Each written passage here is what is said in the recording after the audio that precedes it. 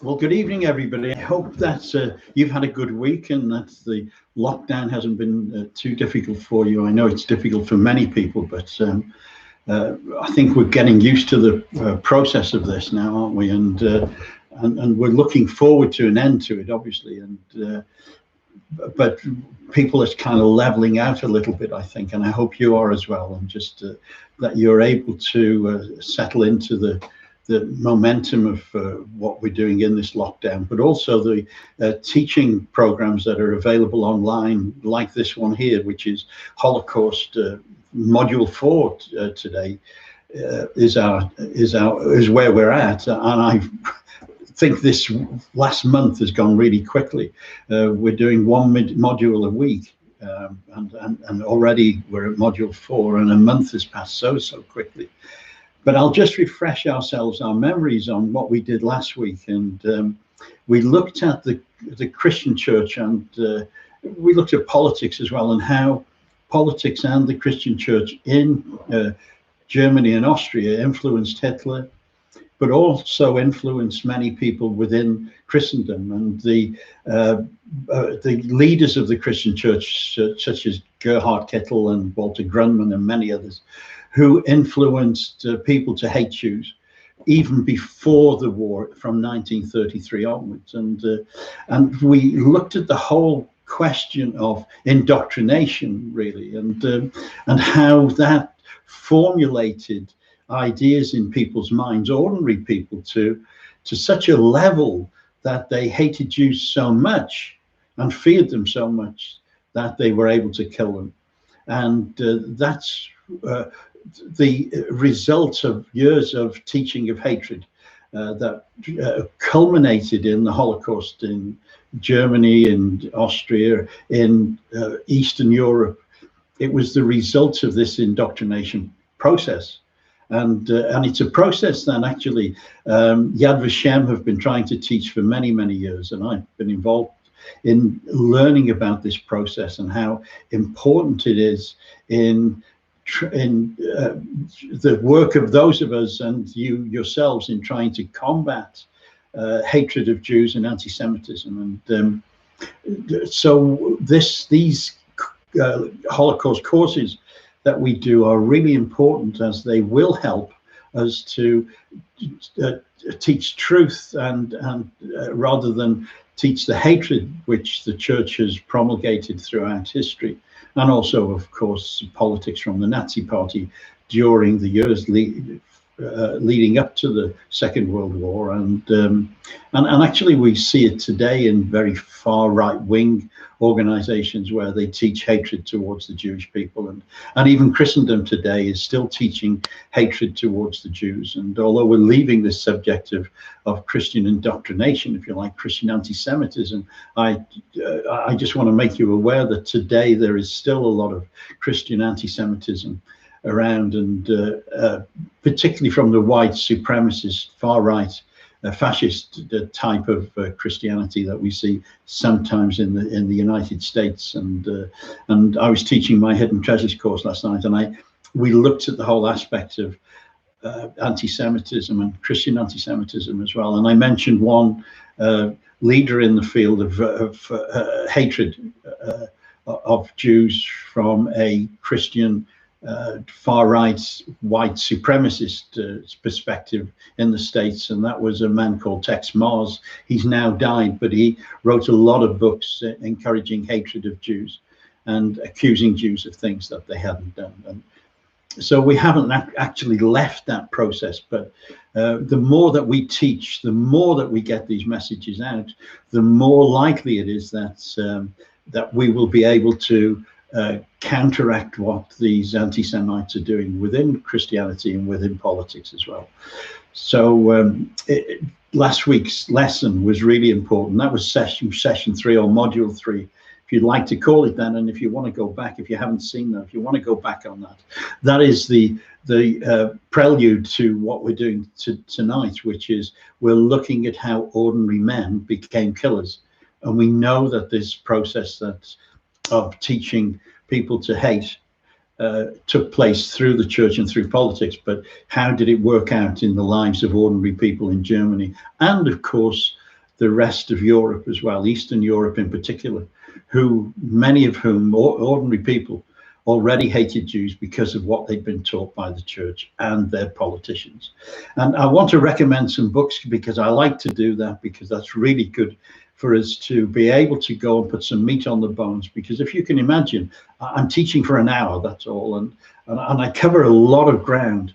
So if you can read books and build up your whole education on Holocaust through the experts, then that's really good for you to do. And one of the books that I want to tell you about tonight is this one, A History of the Holocaust by Yehuda Bauer, Professor Yehuda Bauer, who is described as probably the world's expert on Holocaust, and he's still working at Yad Vashem. I think he's in his 80s now, but this book here, The History of the Holocaust, is absolutely excellent, by Yehuda Bauer, and he has taught for many years on the subject of indoctrination by politics and Christianity and Christian anti-Semitism. And that's a great book. Now we're coming, I'll recommend books as we go through tonight's presentation, but I want to start with a scripture in Jeremiah 16, and it's verse 19 to 20, and it says, "O Lord, my strength and my stronghold, my refuge on the day of trouble. To you the nations shall come from the ends of the earth and say, our ancestors have inherited nothing but lies, worthless things of which there is no profit." And actually, that's absolutely true, because in Holocaust, the lies that were told by the church, by the politicians, by the states involved, were such that it incited so much hatred that ordinary men could kill. And we're going to look at a police battalion and the makeup of police battalions, which were made up of absolutely ordinary men. They were guys who were in the 30s and 40s, who many of whom were not members of the Nazi Party, many of whom had no aspirations in politics or nationalism, but they were drafted in as volunteers, many of them, to police units, police battalions. And we have mentioned one of these, Battalion 101, right at the beginning of the course.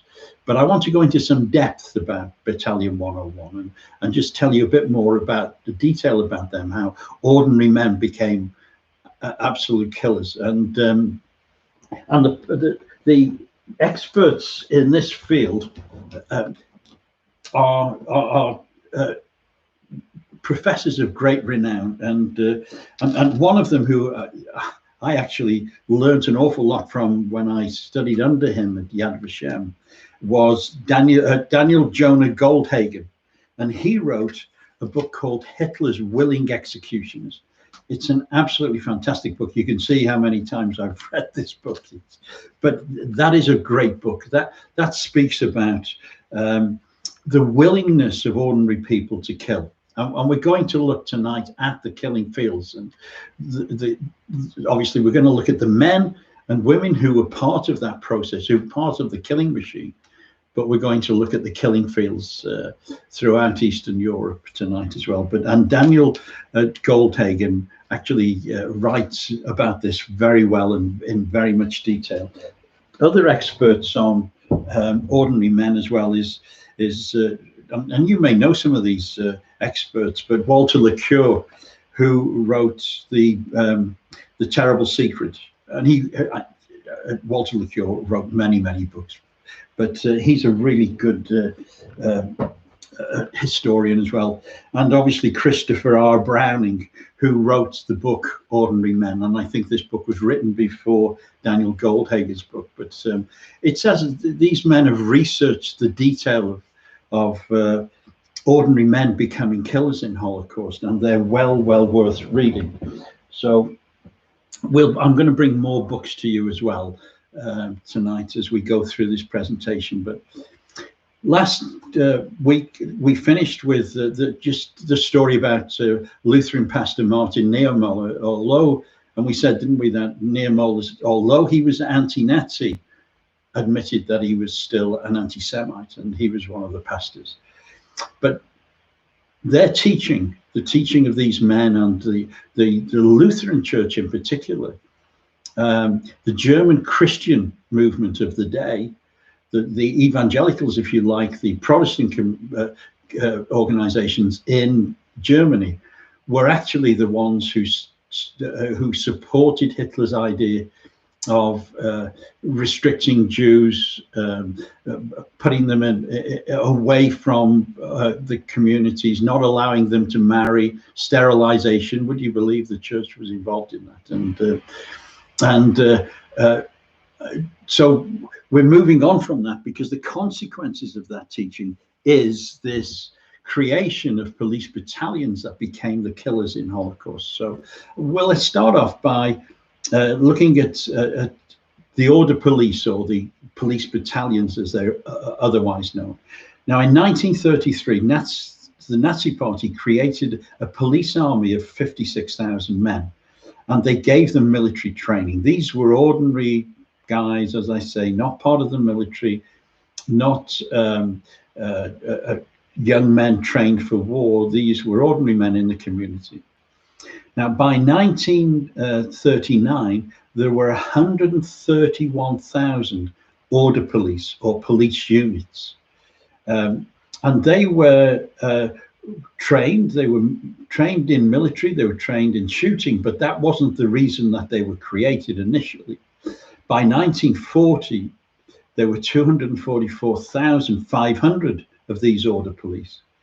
And these police servicemen played a significant part in the killing machine, which resulted in the mass shootings of Jews in Eastern Europe. And that's what we're going to look at tonight.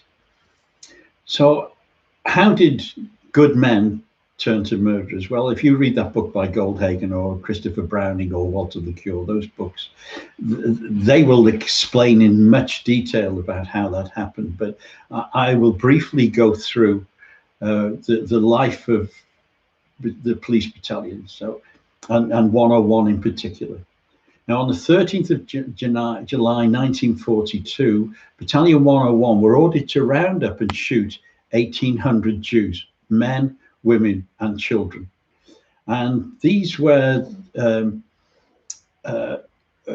men who had never ever thought of perhaps killing Jews en masse, but were asked to do so. Now, you will say probably, but they were forced to do so. If they shot, if they didn't shoot Jews rather, then they were likely to be punished, maybe shot themselves, maybe they were likely to have their families lose their homes, etc., and punished really badly. But that's not true, because the evidence is that in this case, in 1942, in the police battalion 101, which was made up of nearly 500, as I say, ordinary men, only 12 of these men refused to shoot. And that's surprising, really, when they were taught to shoot at point blank range. Now, one of the processes of shooting was that they would stand the target in front of them, facing away from them about a meter away, and they would shoot at that distance.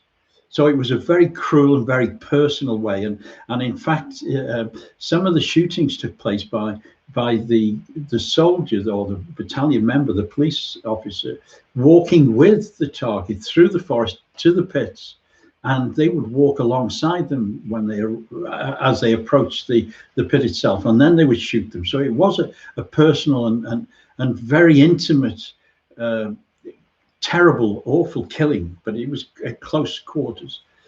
But only, as I say, only 12 of these men refused to shoot, and that's surprising. But those men were not punished at all.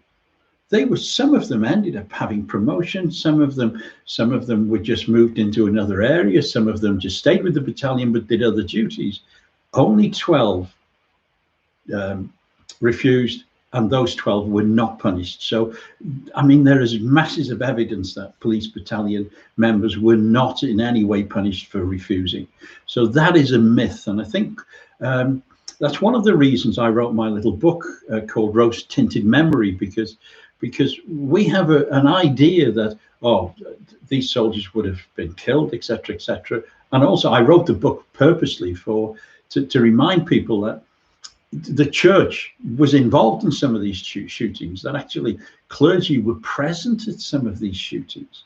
And we can't have a rose-tinted view of what happened in Holocaust. Ordinary men shot and killed people, innocent people, Jews, who were not offended, who never offended them. Ordinary people actually did terrible things, and they did so in the name of Christianity, many of them, but mainly in the name of nationalism, the Nazi party.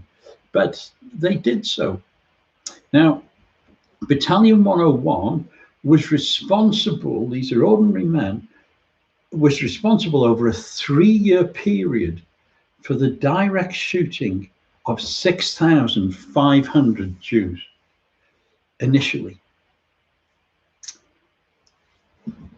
They went on after 3 years to murder another 1,000 Jews as a result of Jew hunts.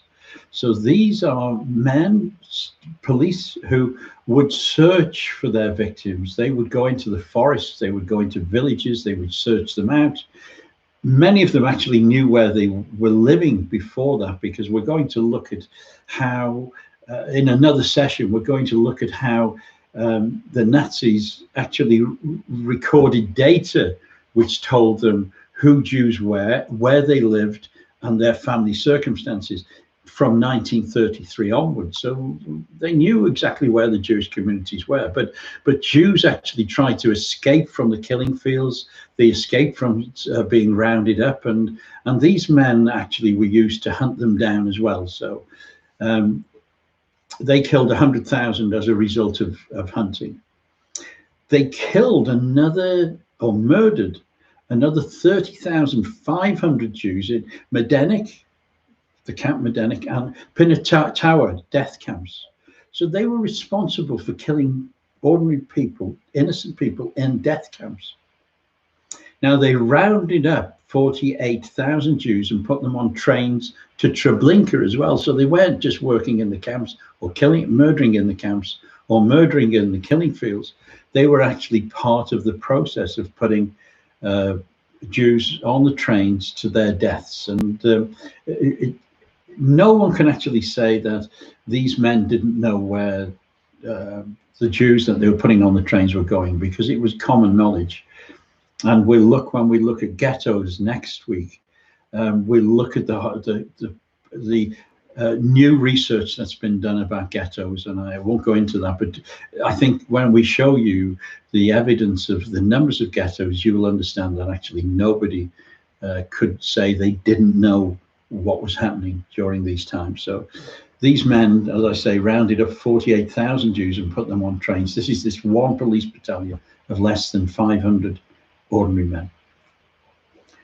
Now, this battalion was directly responsible altogether for the direct killings of 83,000 Jewish men, women, and children. And I'm going to read some passages from an eyewitness report of killings at a place called Ponary later on, and it's quite horrific, but it's very hard for us to understand today that ordinary men like you and I could kill, but this battalion was responsible for the killing of 83,000 Jews. So let's go back to when the Nazis came to power in Germany in 1933.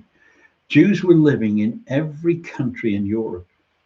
A total of roughly 9 million Jews lived in countries that would be occupied by Germany during World War II. But by the end of World War II, every 3 of these Jews would be dead, and 2 of every 3 of these Jews, would be dead. So 2/3 of European Jewry were murdered during Holocaust. And yes, they were murdered in the camps, but many were murdered in pits, in communities by way of shooting and by way of gassing, in gas vans, etc. And these ordinary men, these police battalions, carried out those killings. What is interesting as well about that is that these men would go back home and they would mix with their families. They were social men. If you actually Google 101, Battalion 101, you'll get a lot of information about the police battalions. Now, the battalion's commander of, this is 101, was a 53-year-old major called Wilhelm Trapp. Other senior officers were Wolfgang Hoffmann and Julius Wolof. Wolof actually took his pregnant wife with him to watch him shoot Jews. That is really hard to believe, but that was the state of mind of these men. Such was their indoctrination to hate and kill. So that is these three men. That's Wilhelm Trapp, Wolfgang Hoffmann, and Julius Wolof. And you can Google those as well, but you'll get their details in Battalion 101. And Daniel Goldhagen writes a lot about them. Now, when Germany invaded Poland in September 1939, Battalion 101, which was based in Hamburg, was attached to the German army as just a support battalion. They were involved in rounding up Polish soldiers and military equipment. So they were mainly from Hamburg. Now, I've visited Hamburg a number of times, and Bremen, where these men were from. And I've asked people there, when I've actually taught my hidden treasures course in Bremen, asked people, was any of your relations, any of your parents, your grandparents, members of a police battalion? And actually, nobody replied to the affirmative. But of course, somebody must have been. But their evidence, again, has been hidden. It's been kept from their grandchildren, who I would be speaking to. And actually, a lot of this is hidden from the ordinary German people today. But it's something that they should be aware of. Now, on the 17th of December 1939, Battalion 101 returned to Hamburg, and its career police officers, these are the career police officers that were part of the volunteer section of Battalion 101, were replaced by middle-aged reservists now. And their average age was 39 years. So they're not terribly young guys, are they? They're 39-year-old men. And they can't say they were too young to know, or they were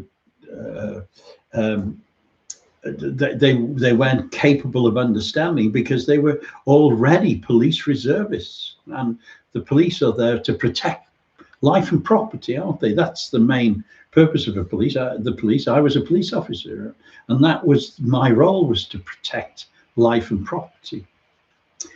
So they couldn't make an excuse. In May 1940, they returned to Poland. Now, I want to introduce you to a book here. And some of you may know Yitzhak Arad, who is an amazing historian. He's written marvelous books, and he wrote a book called The Holocaust in the Soviet Union. And that includes Poland at the time. It includes Lithuania, Belarus, and the Soviet and the rest of the part of the Soviet Union. It's an excellent book. That's Yitzhak Arad, The Holocaust in the Soviet Union. An excellent book.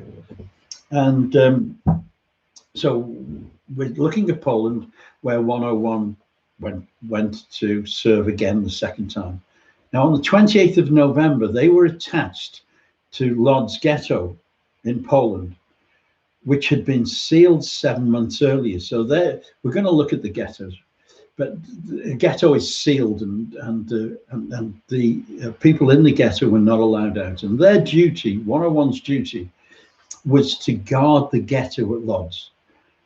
Now, the ghetto housed 160 Jews at that time, and 101, who had been there really as kind of prison officers to guard the Polish prisoners of war and their weapons. Now we're told that to shoot anyone who tried to escape or disobeyed commands. Now, in May 1941, the battalion returned again to Hamburg. And between May 1941 and 1942, the battalion was reformed, and their duties now involved the evacuation of Jews from Hamburg to Minsk, Kovno, Lodz, Riga, in 59 separate transports. And those transports carried over 53,000 Jews and 5,000 gypsies from Hamburg to those other locations.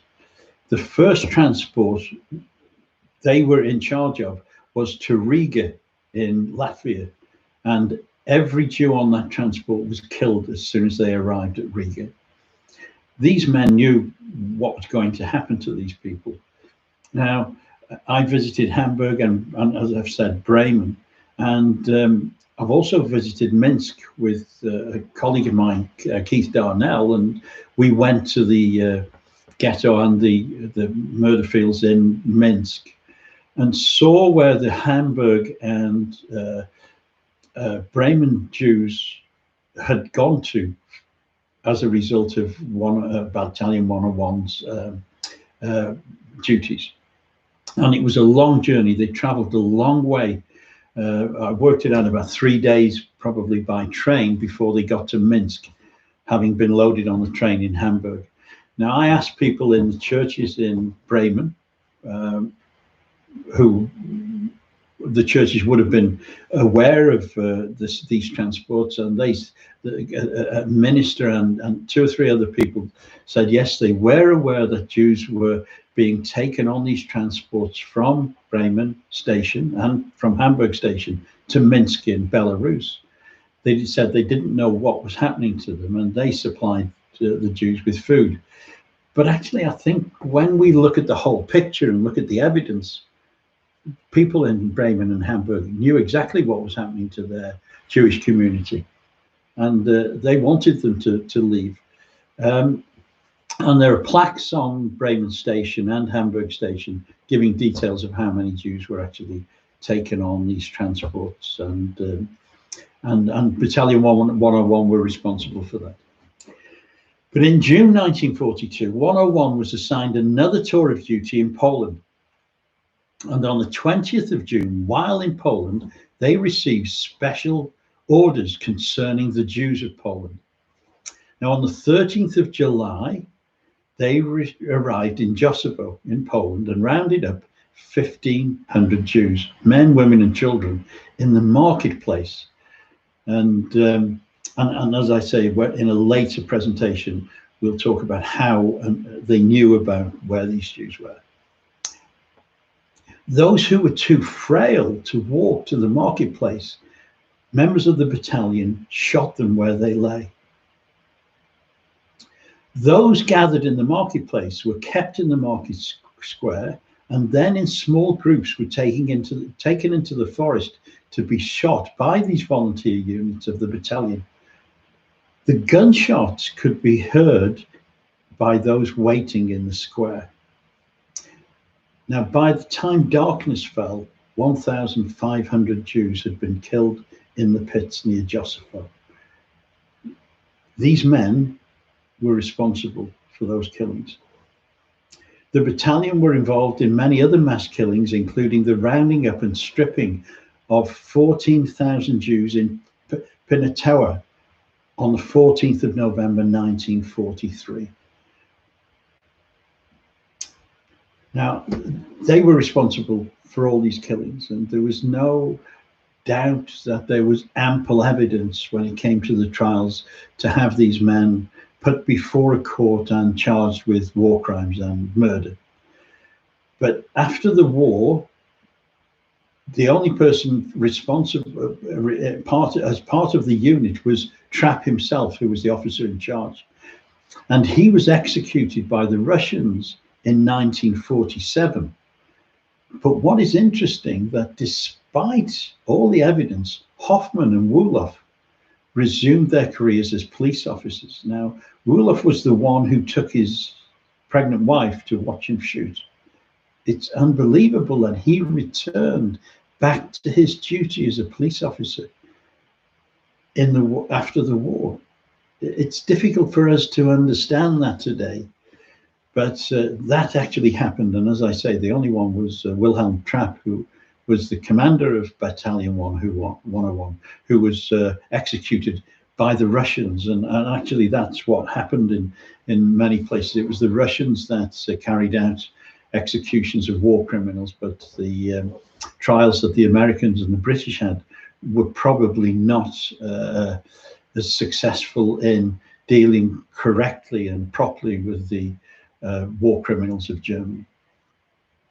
Now, these men, as I say, were responsible for all the killings in the pits, and those killings were known as the killing, or the areas of those killings were known as today as the killing fields of Eastern Europe in the first 2 and 3 years of the war. And in every district of German occupied territory during the war, Germany commanded people to eliminate Jewish communities by shooting them, by putting them in ghettos or camps, or by executing them in gas vans. They achieved this by using these police battalions, but also by using the local police officers. And I'm going to refer to that a bit later on. But there are a number of these places, killing fields, that are very well known. And I think if you're new to this subject, then perhaps you should use your Google, as well as buying books on the subject by the experts, but maybe use Google to help you look at some of the areas of interest in regard to the killing fields, although there were killing fields all over Eastern Europe. Some are very well known. Now, one of them is Babi Yar. I've not been there, but Jill and Ed Walker, who work with me at Father's House, they have been there. And Babi Yar is in the Ukraine. Now, the Ukraine, Eastern Europe, and Russia actually had control of Ukraine as well at that time, was particularly cruel towards the Jewish people. Now, Babi Yar, that's Babiyar, was a ravine on the outskirts of Kiev, where the ISIS group and all the police officers, police battalions, mobile squads, killed at least 34,000 Jews over a 1-week period in September 1941. I'll just repeat that. 34,000 Jews shot during a 1-week period in September 1941. Russian estimates put the number of killed at Babi Yar at over 100,000. Now, we really don't know how many people were killed at Babi Yar, but at least 34,000, but Russian estimates are 100,000. Today, Babi Yar has come to symbolize the horrific murder of Jews, as well as the persistent failure of the world to acknowledge this Jewish tragedy. Now, I'm saying that because we knew the British government and the American government and every other government in Europe knew full well that, in fact, the leader of the World Council of Churches, who was a Swedish man, was actually informed of the shootings by a businessman. And the church was well aware of what was happening, because the church was helping with the murder of some of these Jewish communities. They were there, clergy were there helping, and there are numerous police reports that the clergy helped, which are in the archives at Yad Vashem. Now, the ravine at Babi Yar was a huge ravine. It was a ravine that was created for the killing of Jews, for the shooting of Jews, and this ravine was a place that was prepared for this mass shootings, and Jews were requested to come to Babi Yar and gather there, and they were led from the town of Babi Yar, just a couple of miles away, to the ravine where they were shot at point blank range by the police battalions. And the Ukraine complicity of the Nazis and the Waffen-SS and the Einsatzgruppe and all those was very clear in, as I say, in police reports. Now, this is a report by Ukraine Waffen-SS, a report dated the 12th of August 1941, referring to the mass killings of Jewish men and women in the Pripyat marshes of the Ukraine. Now, these were marshes that were in an area just outside Kiev, and this report by a Waffen-SS officer to his senior officer states this: Ukrainian clergy were very cooperative and made themselves available for every action. Now, what we mean by action is that it was referred to by the Einsatzgruppe and police battalions, Waffen-SS, etc.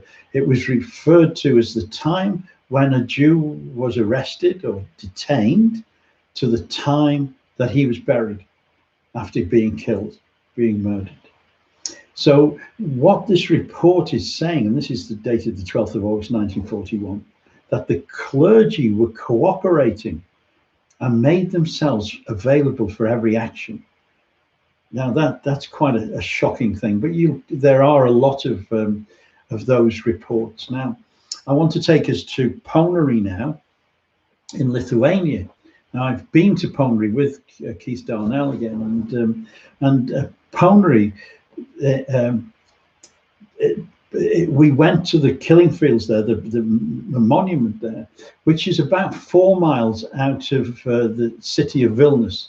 Now, Vilnius had 4 main ghettos in Vilnius, and those ghettos were used to gather Jews and ultimately take them on a train from Vilnius to an area where there were pits where they were shot. Now, a large number of Lithuanian Jews were held in these ghettos in Vilnius, in Lithuania, and then transported, as I say, by train to the forest of Ponary, 4 miles away. Now, 100,000 Jews were shot and buried in pits between 1941 and 1944 in Ponary.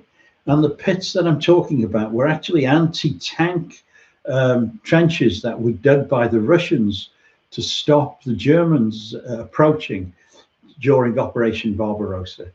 And these anti-tank pits, if you like, or ravines were dug to stop the German tanks coming through. And of course, when the Germans did occupy that part of Lithuania, then they used these pits for burial sites and killing sites for the Jewish communities in Lithuania. Now, the German SS and the Lithuanian police carried out the murders. Now, when Russia overcame German forces in Lithuania, the murderers tried to exhume the bodies in Ponary and burn them again, or burn them. Now, 70 Jews and 10 Soviet prisoners, all bound in chains, were forced to carry out this exhumation and burning. So the Jews who were killed and shot and buried in these pits, when the Germans were leaving, rather than let the Russians see what they'd done, the atrocities that they'd carried out, and atrocities that the Lithuanians had carried out, they decided they would exhume the bodies and burn them. And that's what happened. And Ponary was a particularly horrible place to examine from an investigation point of view or a visitor's point of view because of the horrors that took place there. Now, I've got another book. It's not a well-known book.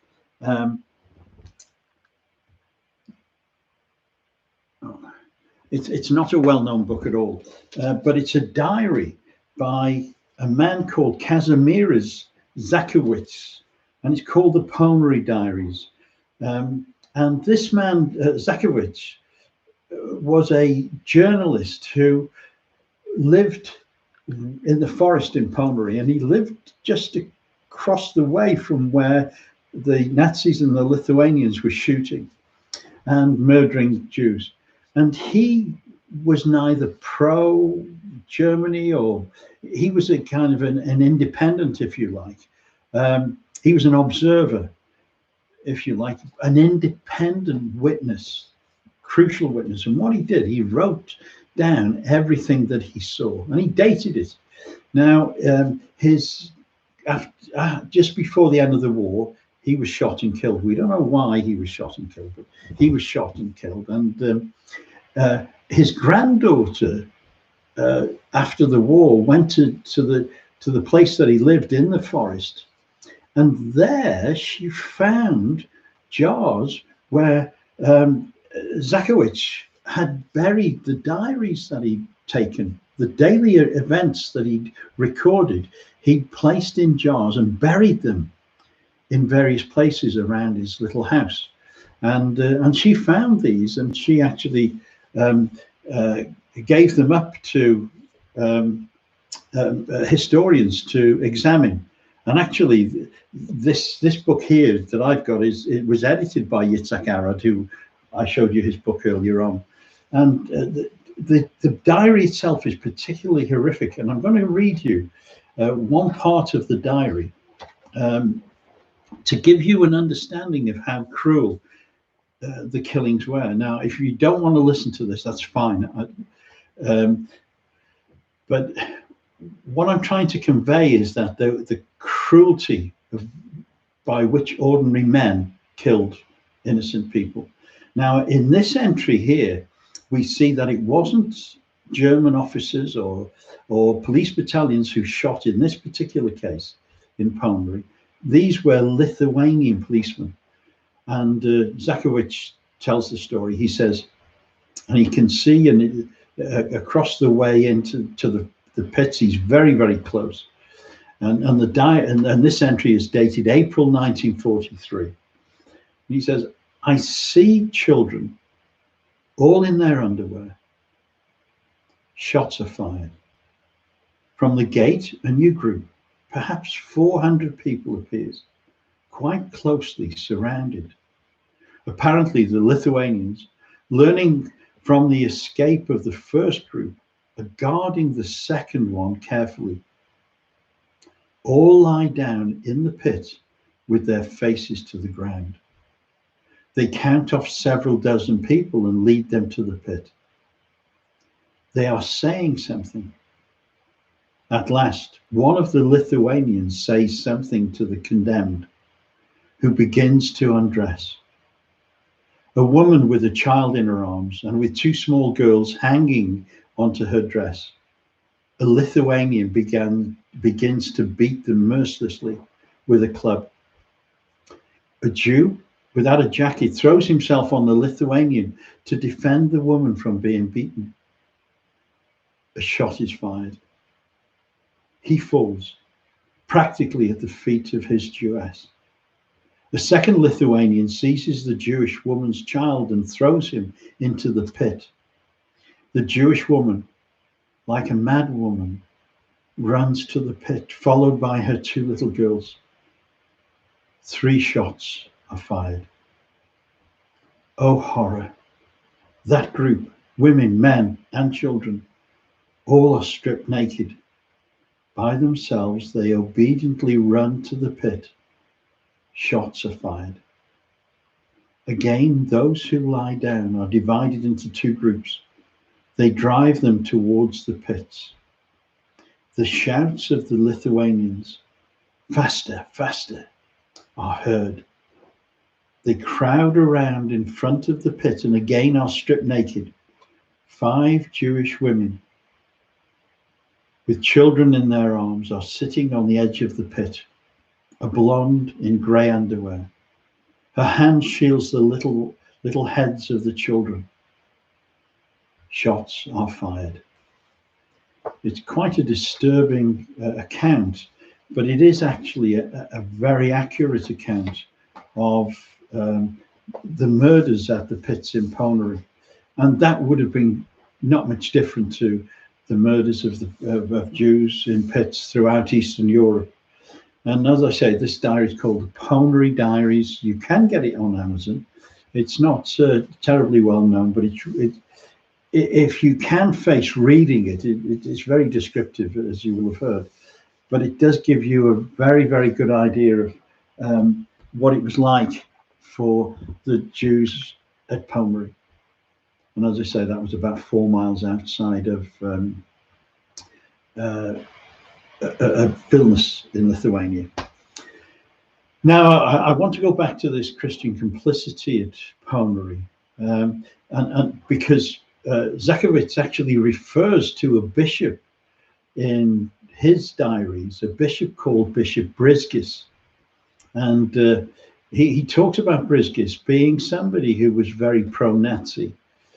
Now, Bishop Brizgis, at the end of the war, left and went to America, but I managed to get a chief of an intelligence services report. Which talks about, yes, an intelligence service report which talks about Brizgis's life in America. But I've also been able to find an intelligence services report in a situation report dated the 16th of August 1941 by the chief of the intelligence services. And this report says of the church in Lithuania during the time of these shootings, organization of the Catholic Church in Lithuania, the attitude of the church regarding the Jewish question is in general clear. In addition, Bishop Brizgis has forbidden all clergymen to help Jews in any form whatsoever. He rejected several Jewish delegations which approached him personally and asked for his intervention with the German authorities. In future, he will not meet with any Jews at all. Conversion of Jews to the Catholic faith did not take place so far, this report says.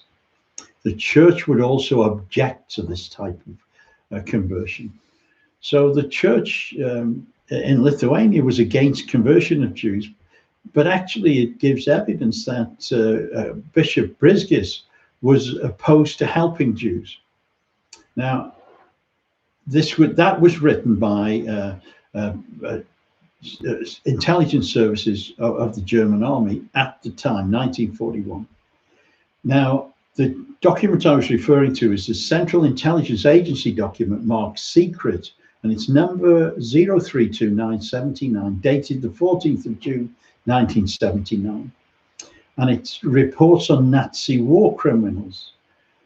And it actually has a reference number, investigation OGC 79-03438, concerning this bishop, Vinkontas Brizgis, who was the bishop of Kaunas in Lithuania, but now residing in the USA in 1979.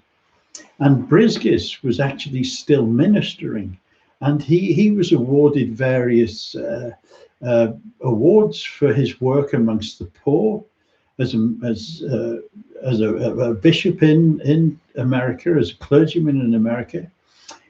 And despite the Secret Intelligence Agency knowing that he was actually a war criminal, he was still ministering in the States. And we're going to look at some aspects of how the United States, the United Kingdom, helped SS officers and Nazi sympathizers to escape Nazi Germany after the war.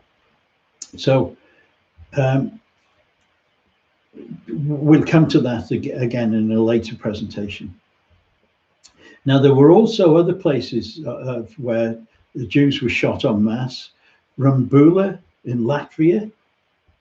Now, between the 30th of November and the 8th of December 1941, a total of 25,000 Jews were shot in an area of forest called Rumbula near Riga in Latvia, because there was a cleansing of the Jewish community in Latvia as well. And in Liepāja in Latvia in 1941, there were examples of shooting Jews in pits, killing them en masse, and local communities being present there. And I was really surprised to find out that 4 years ago there was a march in Latvia by retired SS officers who were marching with pride about in recognition of and what they'd done during the war. And some of these SS officers would have been responsible and certainly aware of the killings in places like Lapaya, Rumbula in Latvia, and yet 70 years later are marching with SS medals and SS paraphernalia. Quite shocking, really. And yet they had killed innocent men, women, and children. Now, in Romania, there were mass killings in the pits and that were created specifically for murders. Romania was an ally of Nazi Germany from 1940 to 1944. They had a Jewish population of 757,000 before the war. So before the war, there was a huge community of Jews in Romania. Extreme anti-Semitic tendencies, long evident in the country, escalated on the eve of the war. From 1940 to 1944, between 380,000 and 400,000 Jews were murdered in Romanian-controlled areas, such as Bessarabia, Bukovina, and Transnistria. The Romanians deny any knowledge of the Holocaust today, and there are researchers now looking at the Romanian history during the war, and there are researchers looking at how the church was complicit in Romania during the war with the murders of Jews. I don't think the Romanian government could try and deny the fact that they were that these numbers actually were murdered in Romania, and the evidence will be there, and these researchers are digging that evidence out. So we should find out a bit more about Romania in the future. Bessarabia in Romania, this is one of the killing fields. In June 1941, only just the weeks following the invasion of the USSR under Operation Barbarossa, the Romanian army, with the partial cooperation of the police battalions, the Einsatzgruppe, and some of the local population, massacred, this is at one place in Bessarabia, Romania, massacred between 100,000 and 120,000 Jews by shooting and burying them in pits. Now I'll move on to another area where there were a number of killing fields, and that's Minsk in Belarus. And as I say, myself and Keith went to Minsk, and we met with Holocaust survivors there. We went to the ghetto there. I'm going to mention that next week. And we looked and learned quite a lot about the killings in Belarus and in the Minsk area, and how Jews were taken to pits and shot there by the German army. Now, during June and July 1941, when Germany occupied Belarus, they rounded up the Jews and placed them in the ghettos. This is the ghetto in Minsk. And it became the largest in German-occupied territory, with over 100,000 Jews. And as German Jews were being transported to Minsk, the Belarusian Jews were being shot to make room for them. Now, I want to explain this. We spoke to Holocaust survivors there, and historians in the area, who took us to the ghetto in Minsk. And what was happening in the ghetto in Minsk is that the local Jews, the Jews of the city of Minsk, were rounded up, taken to a ghetto, and then the German authorities, who now occupied Minsk,